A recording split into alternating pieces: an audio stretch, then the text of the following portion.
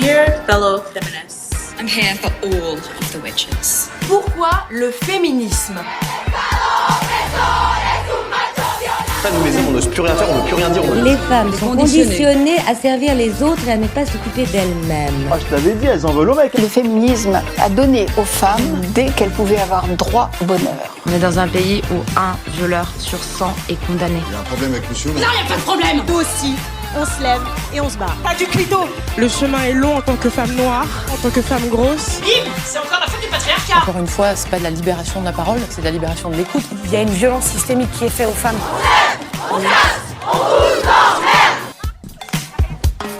On se lève et on se casse sur Radio Campus Paris.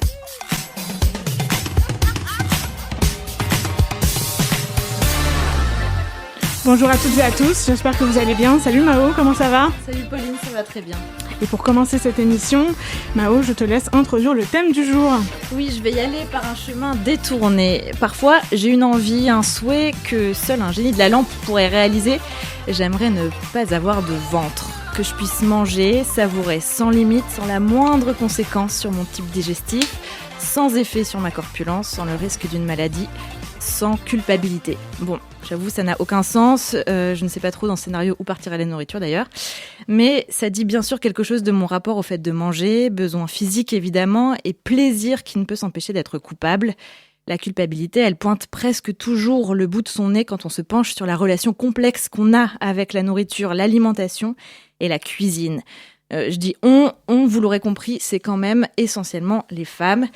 Les femmes, et on en a eu encore l'illustration ce week-end avec l'élection d'une Miss France à la coupe courte, ce qui apparemment en 2023 est une forme d'extrémisme woke pour certains. Les femmes donc qui doivent encore et toujours se conformer à des injonctions physiques et morales pour exister tranquillement dans la société.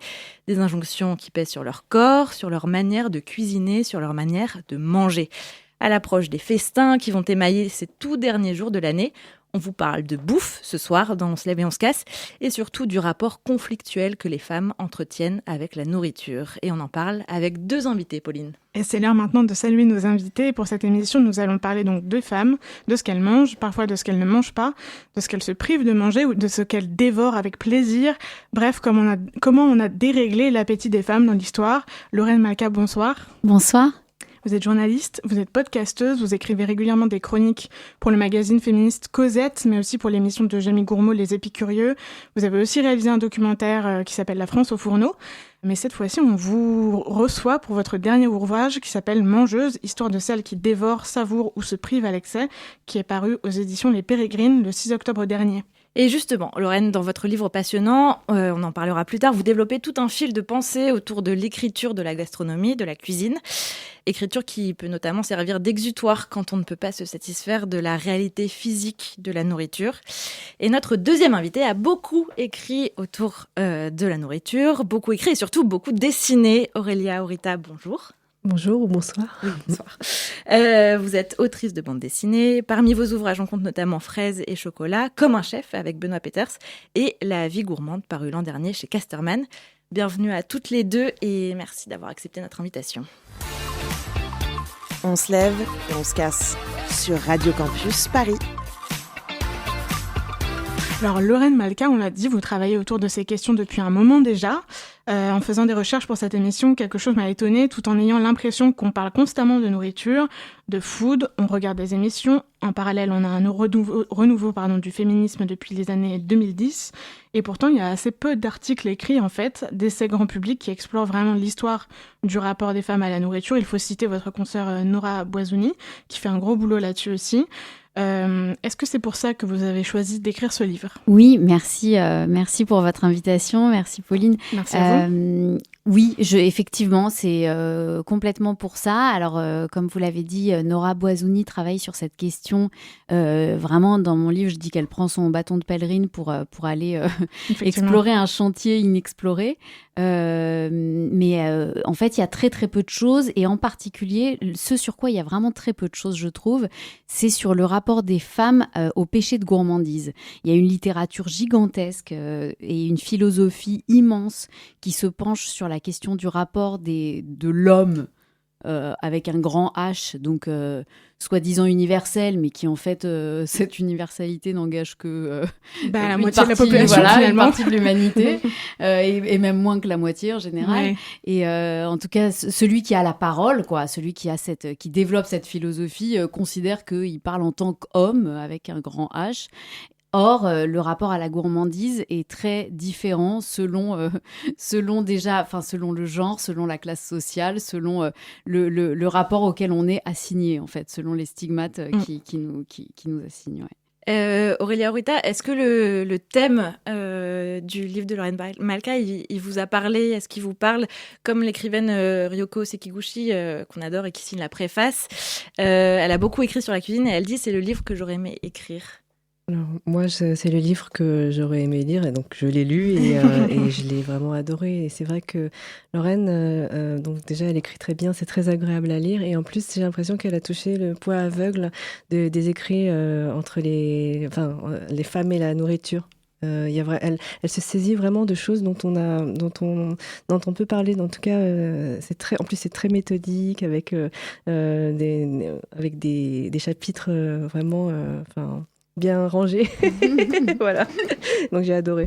Ouais. Et nous aussi, on a adoré. Ouais. Dans la préface du livre, Lorraine Malka, dans vos propos, on peut lire que lorsqu'on parle de cuisine, on fait souvent référence au partage, au bon moment passé ensemble. On se place dans le registre du symbolique. Vous parlez notamment de va-et-vient entre l'aliment et l'émotion pour désigner ça. Au-delà du fait de manger, de dévorer, de se lécher les doigts, on est surtout là pour les moments, les retrouvailles autour d'un espace-temps commun, la célébration de références communes, de racines. Et pour vous, si je comprends bien, il y a un angle mort dans cette vision des choses. Ça nous permet d'évacuer le plaisir physique de manger, de ne pas en parler, comme si ça n'existait pas. Il y a quelque chose qui me frappe et qui était très présent dans la très très belle chronique de départ de Mao, c'est le fait, alors Roland Barthes le dit dans une phrase merveilleuse, quand je suis tombée sur cette phrase, c'était pour moi une trouvaille, il dit dans toute la mythologie, dans toute l'immense mythologie que les hommes ont écrite sur les femmes ne mangent jamais, elles n'ont pas de ventre, exactement comme dans votre rêve Mao, elles n'ont pas de ventre, elles ne mangent pas. Ou alors, si elles ont un ventre, c'est un ventre caché, comme Pandore, qui est la première femme humaine de la mythologie grecque, qui a un ventre, une gastère, dit Hésiode, un ventre de chienne caché dans un corps très gracieux. Et il y a vraiment cette idée selon laquelle les femmes associées à la nourriture devraient être plutôt objets de plaisir et non sujets de leur plaisir et donc en fait objet de l'appétit masculin, de l'appétit des autres, mais ne doivent pas prendre de plaisir en tant que sujet. Et c'est pour ça que notamment, et d'ailleurs ça fait partie de ce que disent les femmes que vous interrogez, qui disent oui, moi j'aime manger, mais qui se réfèrent tout de suite au moment partagé, à la famille. Est-ce que... Oui, il y a cette idée, j'analyse ça en fait pour expliquer juste aux personnes qui n'ont pas lu Mangeuse. Mangeuse part d'un appel à témoignages que j'ai lancé auprès de femmes et de jeunes femmes de différents âges et milieux sociaux.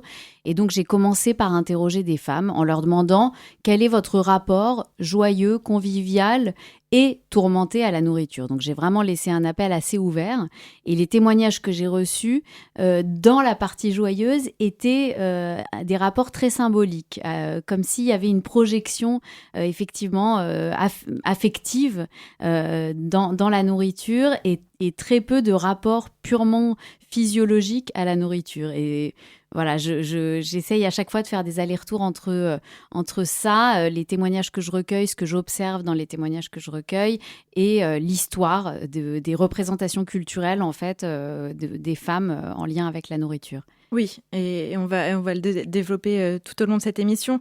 Mais en même temps, enfin, c'est vrai que ce symbolique, il est important. D'ailleurs, Aurélia, dans votre très belle BD La vie gourmande, vous commencez en parlant de la mort de votre grand-mère et de ce qu'elle a représenté pour vous, comment elle a formé votre goût, en fait. C'est ça aussi, manger, c'est quand même une transmission. En fait, manger, alors c'est à la fois quelque chose qu'on fait tous les jours, qui paraît presque banal, et en même temps, c'est forcément chargé de symbolique et d'affect.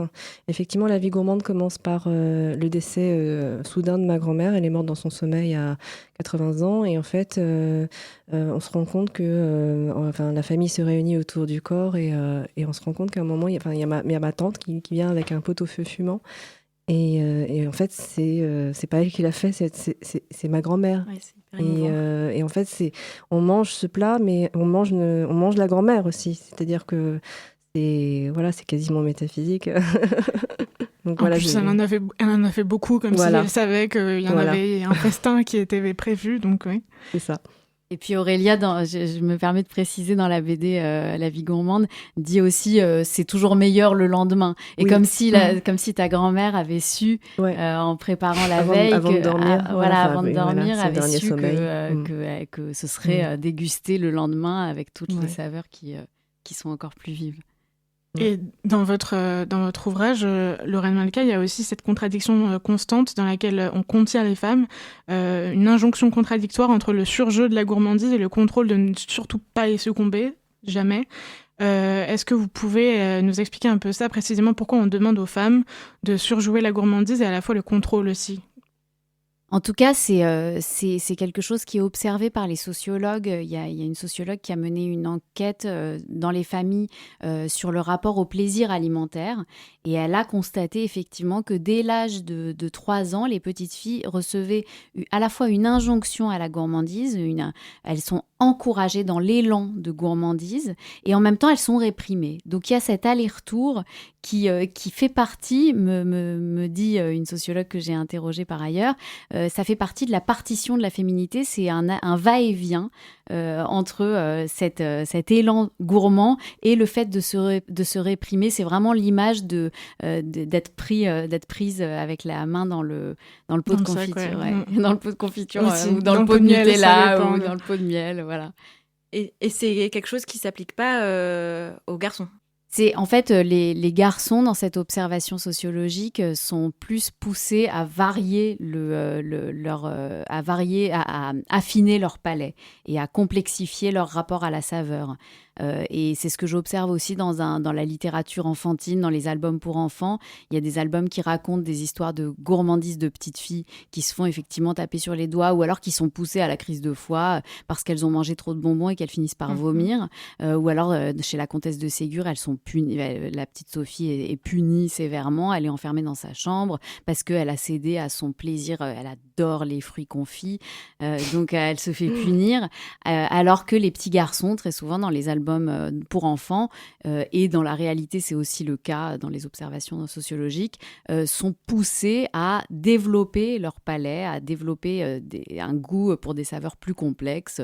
Je donne comme exemple dans le livre la moutarde ou le fromage, qui sont immédiatement, même dans la publicité, associés aux hommes, comme si les femmes étaient forcément infantilisées dans le rapport au plaisir sucré. Et d'ailleurs, cette dichotomie, il y a une forme, déjà dans la petite enfance, on la retrouve aussi ensuite entre qui fait la cuisine à l'âge adulte, entre les femmes au fourneau, le côté mère nourricière, etc., cantonné à la cuisine domestique, et la maîtrise, la finesse de l'homme qui, lui, est le chef, qui va cuisiner professionnellement dans un restaurant. Ça aussi, vous l'analysez là, vous faites référence à ce qui s'est passé au moment des premiers restaurants, des premières écoles de cuisine professionnelle au 19e siècle à Paris, qui ont été interdites, dont l'accès a été carrément interdit aux femmes. Mais ce que je constate dans mon livre, c'est que c'est hyper flagrant à cette époque-là. Donc effectivement, moi, je me penche beaucoup sur cette période-là.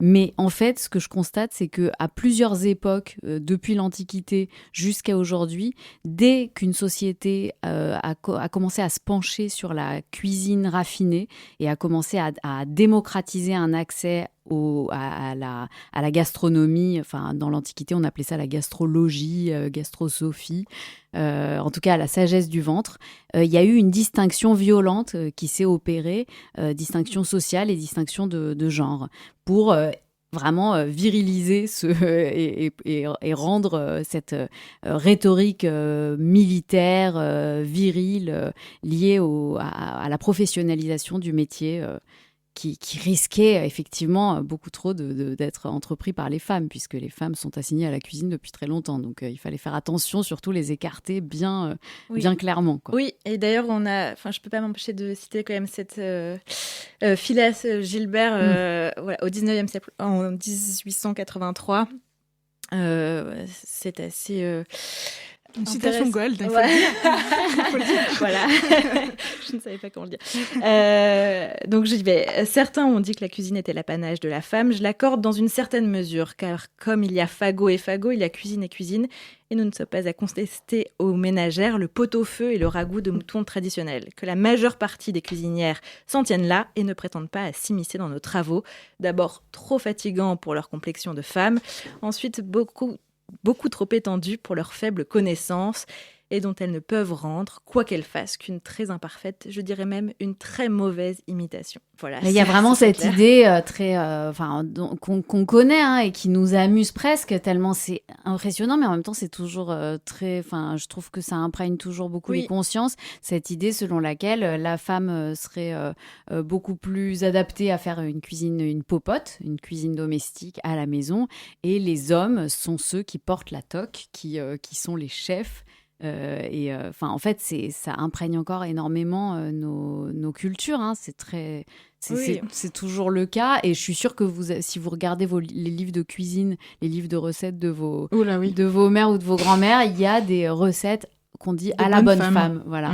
Et c'est la petite qualification des recettes qui sont simples, en fait. Donc, par exemple, Alexandre Dumas, dans son grand dictionnaire de cuisine, il donne des bisques de homard à la princière, à la financière, etc.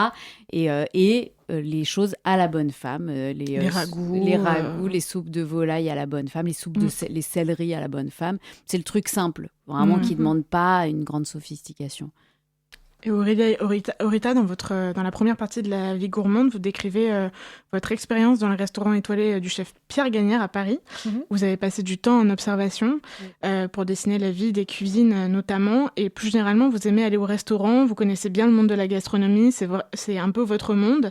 C'est un monde, c'est pas mon monde d'origine. J'ai découvert très, très récemment, en fait, ce monde, grâce à Comme un chef, justement. Et est-ce que quelque chose qui continue de vous frapper, c'est l'inégalité des genres dans ce milieu, dans l'observation presque sociologique, que vous en avez eu un peu c'est vrai que dans les cuisines, dans les brigades, donc déjà un terme très militaire, j'ai vu quand même plus d'hommes que de femmes, à tous les postes d'ailleurs. Je le signale dans La vie gourmande, comme ça, soit dit en passant. Après, voilà, c'est l'organisation, et puis voilà, il y a...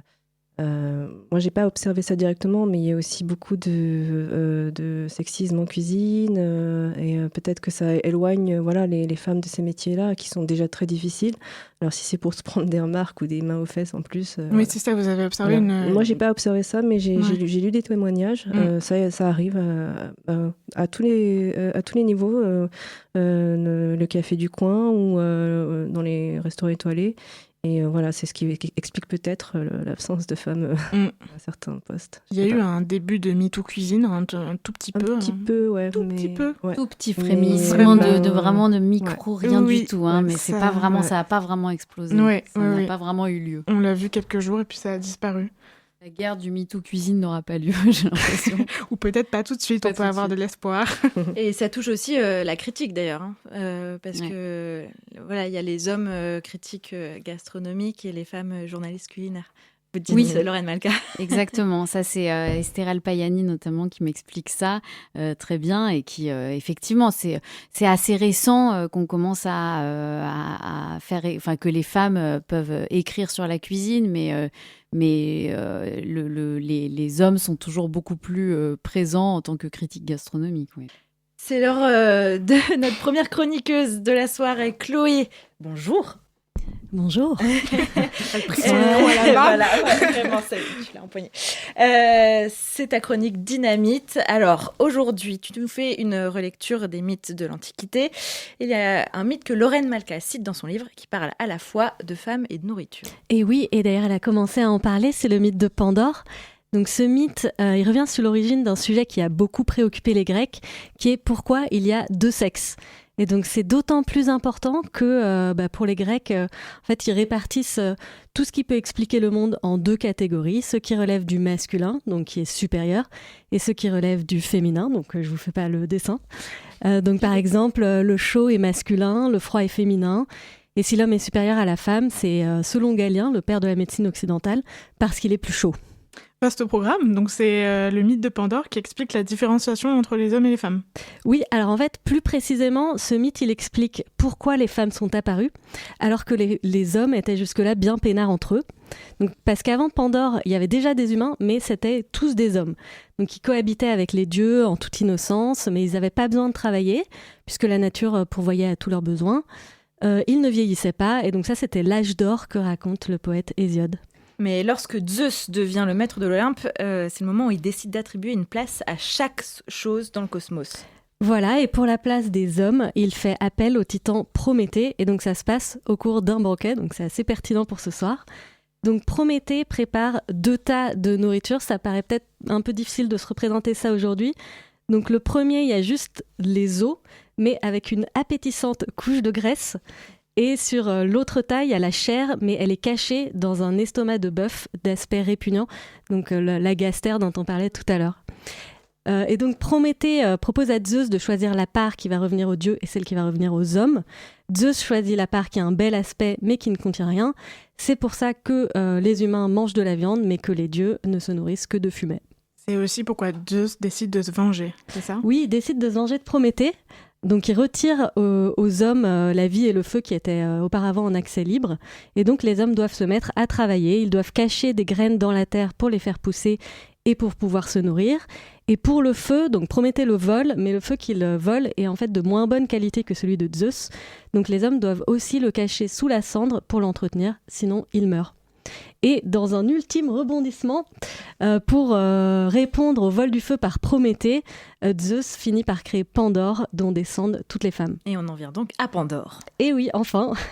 Donc en fait, Zeus demande à Héphaïstos de modeler Pandore à partir de glaise et de lui donner donc la beauté d'une déesse, parce que s'il n'y avait pas de femmes, il y avait quand même des déesses. Donc Pandore reçoit de nombreux dons des dieux. Donc par exemple, Athéna lui apprend à tisser, donc ça n'a l'air de rien comme ça, mais c'est quand même l'occupation principale de toute femme grecque qui se respecte. Mais elle reçoit aussi des dons un peu moins sympas. Donc par exemple, Hermès lui donne un appétit de chienne et un esprit de voleur. Donc Pandore et donc toute la lignée des femmes qui en descend sont la réponse de Zeus à Prométhée qui l'a trompé en cachant donc cette nourriture dans un estomac répugnant. Donc toutes les femmes en fait sont un ventre comme ça jamais rassasié et l'homme doit continuellement travailler sans s'arrêter pour les nourrir. Les femmes, c'est aussi la réponse de Zeus à Prométhée qui a volé le feu. Et donc elles sont aussi un feu qui dessèche l'homme avec un appétit sexuel insatiable. Et donc finalement, cette arrivée des femmes, cette création de Pandore, ça fait partie de la place qui est assignée par Zeus aux hommes. Donc c'est la fin de l'âge d'or. Ils doivent donc, ce qu'on a vu, donc cacher la semence du blé dans la terre pour se nourrir. Ils doivent cacher la semence du feu dans la cendre pour se chauffer et cuire leur nourriture. Et ils doivent cacher leur semence dans le ventre des femmes pour avoir des enfants. Mais n'empêche que, maintenant qu'on a dit ça, quand Zeus dévoile donc sa création, donc Pandore, devant l'assemblée des hommes et des dieux, tout le monde est conquis. En fait, tout le monde ne peut que être séduit. Et de la même façon que le sacrifice lie les humains et les dieux, mais en mettant une frontière claire entre les deux, puisque aux humains la chair, aux dieux le fumet, les femmes, elles sont à la fois à l'image des déesses, mais avec un caractère animal. Tu nous as parlé du mythe de Pandore, mais tu nous as pas parlé de la boîte de Pandore, la fameuse. Et oui, effectivement, parce qu'en fait, cette boîte de Pandore, c'est vraiment un épisode très mineur pour les Grecs. Dans l'Antiquité, il n'est même pas question de boîte. C'est au XVIe siècle que cette boîte de Pandore fait son apparition à cause d'une erreur de traduction d'Erasme. Et en fait, c'est vraiment une lecture chrétienne du mythe de Pandore qui en fait un double d'Ève, donc autre histoire qui parle de femmes séduisantes et de nourriture.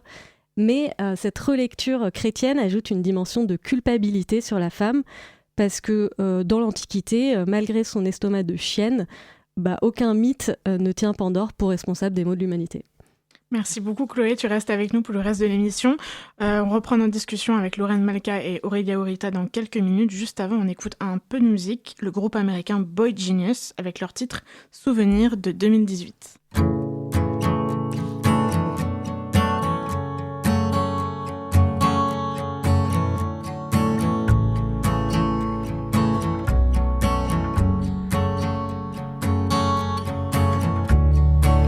Dreamcatcher in the rearview mirror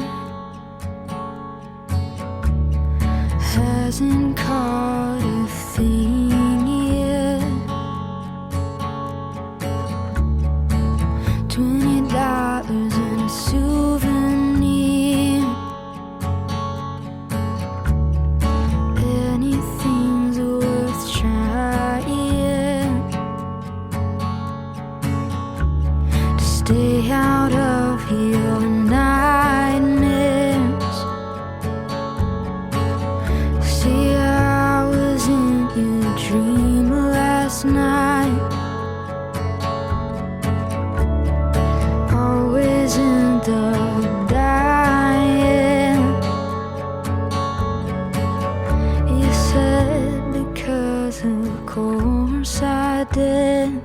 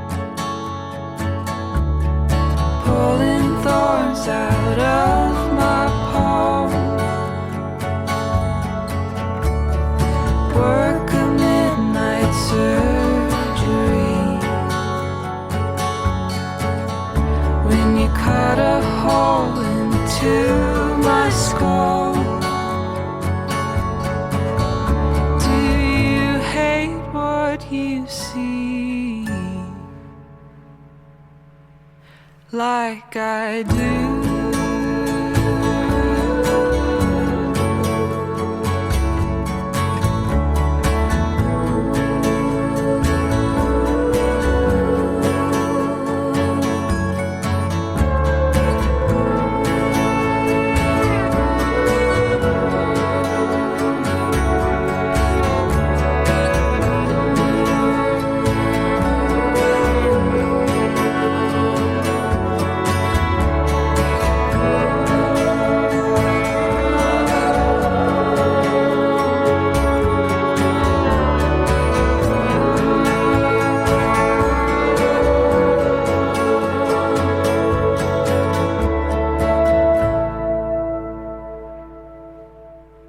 C'était Boy Genius et leur titre Souvenir. On se lève, comme ça on se casse sur Radio Campus Paris. Et on est toujours avec nos invités Lorraine Malka et Aurélia Aurita pour parler nourriture, cuisine, festin et rapport des femmes à l'alimentation et à la nourriture. Quand on parle du fait de manger, la question du sexe n'est jamais très loin, on l'a vu. Dans les deux cas, il y a quelque chose de l'ordre de la sensualité, du désir. Et ça joue aussi sur la manière dont les sociétés, à travers les âges, ont régulé l'alimentation des femmes. Quand on fait le parallèle luxure et gourmandise pour parler en termes de péchés capitaux, pour vous, Lorraine Malka, il faut creuser un peu plus loin que le péché originel. Plus loin que le péché original. Au sens non. Parce que c'est souvent. Pardon, vous dites que c'est souvent l'image un peu basique qu'on a, c'est la pomme, Ève, et il y a beaucoup d'autres. Et d'ailleurs, on l'a vu aussi avec la chronique de Chloé. Il y a beaucoup d'autres mythes, d'autres. Oui.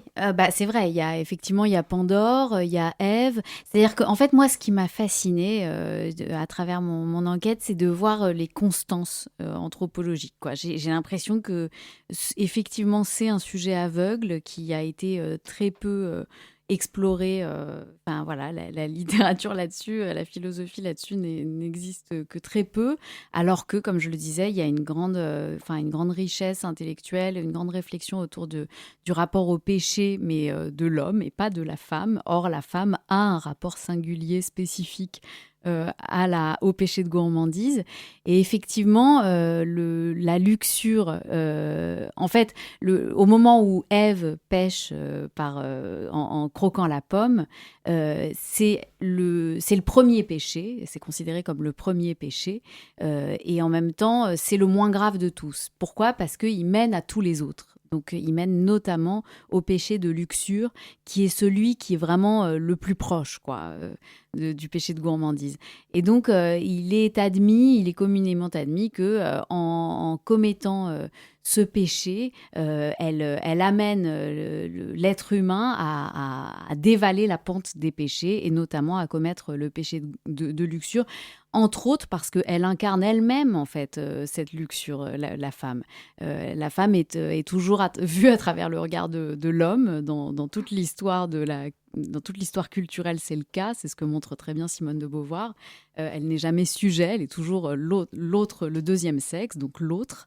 Et elle est perçue comme étant cet objet comestible, cet objet de convoitise sexuelle. Donc, elle amène la tentation du péché de luxure. Et du coup, la femme qui mange trop, qui ouvre trop grand la bouche, elle provoque le soupçon. Effectivement, donc ce qui m'apparaît comme étant vraiment une constante anthropologique, c'est justement cette idée de femme qui mange et qui est associée à cette sensualité, à cette sexualité coupable à travers l'histoire, et qui est à la fois objet de fantasme et effrayante. Et donc, ce qui est assez dingue, c'est qu'on a effectivement l'exemple de Ève, on a l'exemple de Pandore dans la mythologie grecque, on a l'exemple dans les contes amérindiens, Lévi-Strauss repère une figure récurrente qui est la jeune fille folle de miel, qui est une femme prédatrice sexuelle, sauvage, qui elle aussi vide les provisions, c'est l'énergie sexuelle des hommes, c'est-à-dire leur miel alimentaire, le miel alimentaire, mais aussi le miel sexuel des hommes. Donc il y a vraiment cette idée de menace, de femme menaçante parce que prédatrice, et en même temps très désirable. Et juste un dernier exemple, mais ce qui me fascine, c'est à quel point la constance anthropologique va loin, dans le sens où dans nos publicités, aujourd'hui encore, le CSA a très récemment déploré le fait que les femmes sont en majorité dans les publicités alimentaires représentées comme étant des consommatrices qui exagèrent à qui les réalisateurs demandent d'exagérer le plaisir comme une jouissance sexuelle à chaque fois qu'elles croquent dans une glace chocolatée, alors que les hommes sont représentés comme étant des experts de la consommation alimentaire.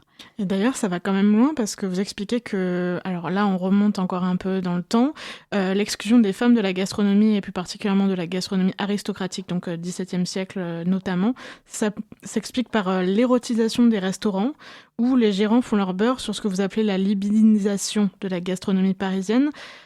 Donc les femmes gourmettes et chefs sont exclues complètement, elles n'existent pas, mais celles qui répondent au désir sexuel des hommes, elles, dans les restaurants, sont acceptées. Elles sont acceptées au moment du dessert. C'est vraiment les courtisanes, les prostituées qui arrivent au moment du dessert et qui font partie, qui sont elles-mêmes le dessert.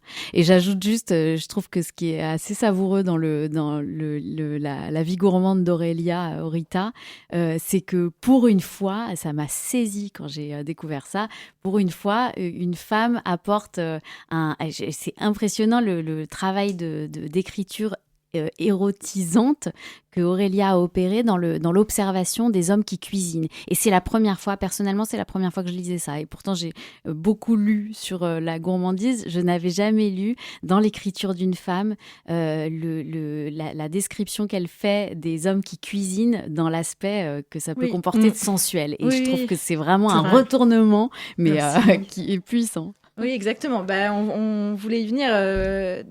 C'est notamment dans la description des cuisiniers, des cuisines de Pierre Gagnère, dans son restaurant étoilé à Paris. Mais aussi, d'ailleurs, dans la description des saveurs et des sensations de la nourriture que vous comparez parfois avec celle du sexe. Enfin, voilà, pour vous, est-ce que sexualité, Aurélia Aurita, sexualité et gourmandise vont de pair ? Bien sûr. Voilà, next question. Non, mais en fait, je suis contente, Lorraine, que tu aies remarqué ça parce que voilà, la bande dessinée, c'est quand même un milieu très masculin, même si depuis quelques dizaines d'années, ça change, heureusement, mais on est encore minoritaire. Et